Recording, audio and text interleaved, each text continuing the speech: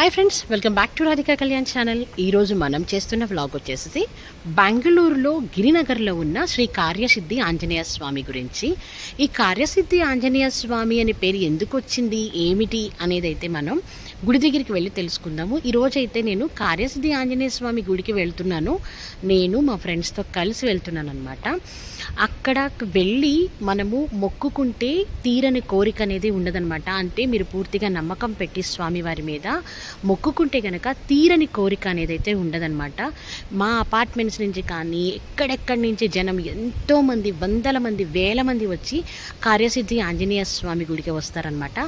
అక్కడికి ఎందుకు వస్తారు, అక్కడ మనం ఏం చేస్తే మన కోరిక తీరుతుంది అంటే కనుక నేను ఇక్కడే చెప్పటం కన్నా కూడా అక్కడికి వెళ్ళి మీకు చూపిస్తూ ఆ గుడి యొక్క విశేషాలను చెప్పాలనుకుంటున్నాను. సరే, మనమైతే ఇప్పుడు ఫస్ట్ కార్యసిద్ధి ఆంజనేయ స్వామి గుడికి వెళ్ళిపోదాము. ఇది బెంగళూరు గిరినగర్లో ఉంటుందండి. ఇంటి దగ్గర నుంచి బయలుదేరి ఫ్రెండ్స్తో పాటు అయితే కార్యసిద్ధి ఆంజనేయ స్వామి దగ్గర గుడికి వచ్చేసాము. సో ఇక్కడ నుంచి టెంపుల్ అంతా చూపిస్తాను మీకు. తర్వాత వచ్చేసి ఈ టెంపుల్ యొక్క విశేషాలు, ఇక్కడ కొబ్బరికాయ కొట్టడం వల్ల ఏమి జరుగుతుంది, అసలు కార్యసిద్ధి ఆంజనేయ స్వామి అని దేవస్థానానికి పేరు ఎలా వచ్చింది, మొత్తం కూడా మీకు వ్లాగ్లో చెప్తాను. శ్రీ కార్యసిద్ధి ఆంజనేయ స్వామి వారి దేవస్థానము మనకి బెంగళూరులో గిరినగర్లో ఉంటుందండి. ఇది వచ్చేసేసి 2015లో శ్రీ గణపతి సచ్చిదానంద స్వామి వారి చేతుల మీదుగా స్థాపించబడిందనమాట.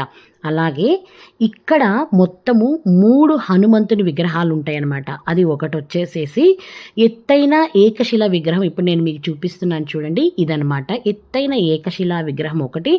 రెండోది వచ్చేసేసి మనం సాధారణంగా స్వామివారికి గుడిలో జరిగే పూజల కోసం ఉండే విగ్రహం ఒకటి. అండ్ మూడోది వచ్చేసేసి భూగర్భంలో ఉంటుంది, అది మనం ఎవ్వరూ చూడలేదు ఇంతవరకు. సో ఇది ఈ టెంపుల్లో ఉన్న మెయిన్ థింగ్. అండ్ ఇక్కడి నుంచి అసలు కార్యసిద్ధి ఆంజనేయ స్వామి అని ఈ దేవస్థానానికి ఎందుకంత పేరు వచ్చింది అంటే, కార్యసిద్ధి అంటేనే మీకు అర్థమైపోతుంది కదండి. అంటే మనకి ఎటువంటి కోరికలు ఉన్నా, ఎప్పటి నుంచో అలా పెండింగ్లో ఉండి మనకి నెరవేరక మనం ఇబ్బంది పడుతూ ఉంటే, ఆ కార్యం మనకు సరిగ్గా అవ్వకపోతుంటే అక్కడ ఉన్న స్వామివారి ఆంజనేయ స్వామివారి దేవస్థానానికి వెళితే ఖచ్చితంగా ఆ కార్యం నెరవేరుతుంది అని భక్తులలో విశ్వాసము. అలాగే ఎంతోమందికి కూడా ఆ కార్యాలు నెరవేరిని ఉన్నాయన్నమాట. అందుకే కొన్ని లక్షల మంది జనం కూడా ఇక్కడ ఆంజనేయ స్వామి వారి గుడికి వచ్చి కాయ కడతారనమాట. ఈ కాయ కట్టే విశేషం ఏమిటి అంటే దాన్ని నేను మీకు వివరంగా చెప్తానండి.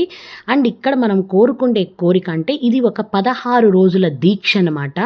ఈ దీక్ష మనం తీసుకోవాలి అనుకుంటే కూడా ఎంతో నియమ నిష్టలతో ఈ దీక్ష తీసుకోవాలంటే, మనం కాయ కట్టిన రోజు నుంచి 16 రోజులంటే కాయ మళ్ళీ మనం విప్పే వరకు కూడా ఎంతో నియమ నిష్టలతో, ఆంజనేయ స్వామి అంటే ఎంతో నియమ నిష్టలు ఉండాలండి.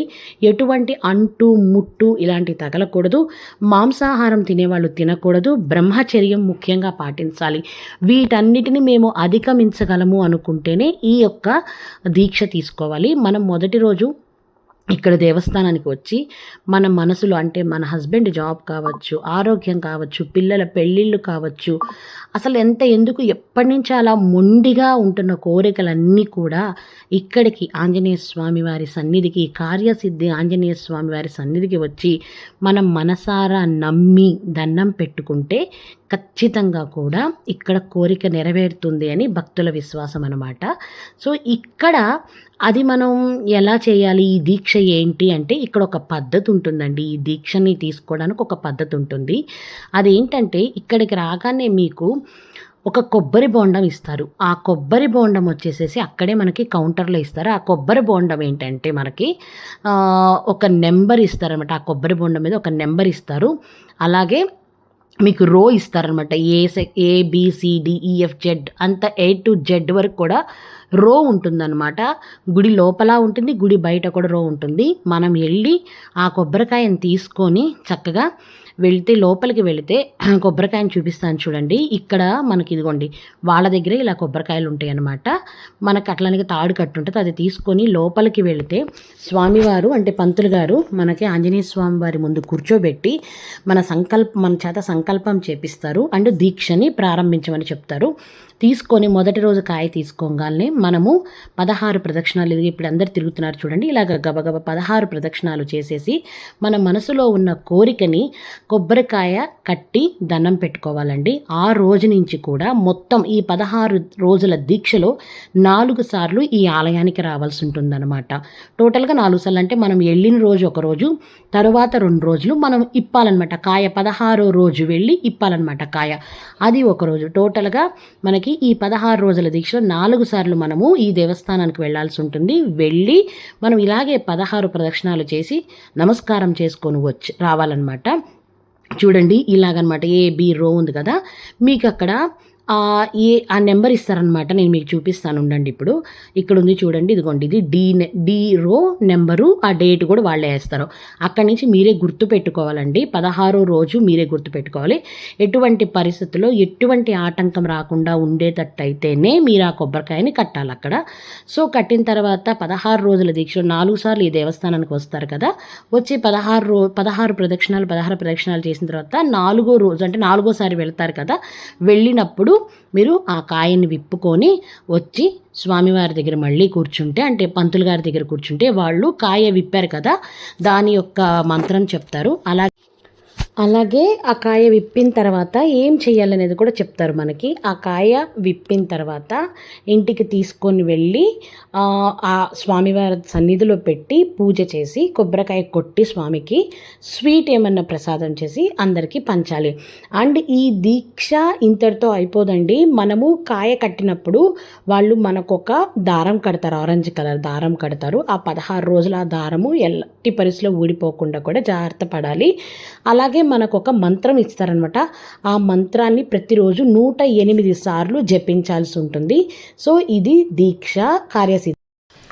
సో తెలిసింది కదా, కార్యసిద్ధి ఆంజనేయ స్వామి గుడిలో ఏం చేస్తే, మనము ఎలా దండం పెట్టుకుంటే, ఏ ప్రాసెస్లో మనము మొక్కుకుంటే మనకి కోరిక నెరవేరుతుంది అనేది నేనైతే ఇంటికి కూడా రిటర్న్ వచ్చేసానండి. సో మీ అందరికీ కూడా ఈ వ్లాగ్ నచ్చింది అనుకుంటున్నాను. ఈ వ్లాగ్ నచ్చినట్లయితే కనుక నా ఛానల్ని లైక్ చేయండి, షేర్ చేయండి, మంచి కామెంట్స్ పెట్టి సబ్స్క్రైబ్ చేసుకోవడం మర్చిపోవద్దు. ఇంకా ముందు ఎన్నో మంచి దేవస్థానాలు వాటి చరిత్రతోటి మీ ముందుకు రాబోతున్నాను. అండ్ నా నెక్స్ట్ ట్రిప్ వచ్చేసేసి గురువాయూర్ వెళ్ళేసి వచ్చాము, గోకర్ణ, మురుడేశ్వర్ అండ్ ఉడిపి. త్వరలో మీకు ఆ ఆలయ విశేషాలతోటి, ఆ ఆలయ చరిత్రతోటి మీ ముందుకు రాబోతున్నాను.